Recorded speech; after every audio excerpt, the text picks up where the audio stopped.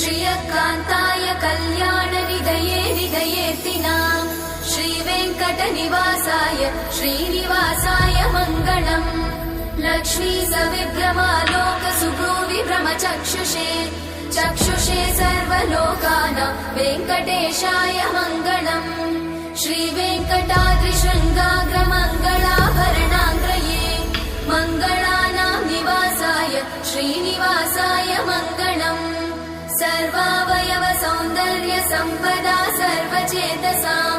सदा सम्मोहनायास्तु वेङ्कटेशाय मङ्गलम् नित्याय निरवध्याय सत्यानन्दचिदात्मने सर्वान्तरात्मने श्रीमद् वेङ्कटेशाय मङ्गलम् स्वतः सर्वविदे सर्वशक्तये सर्वशेषिने सुलभाय सुशीलाय वेङ्कटेशाय मङ्गलम्।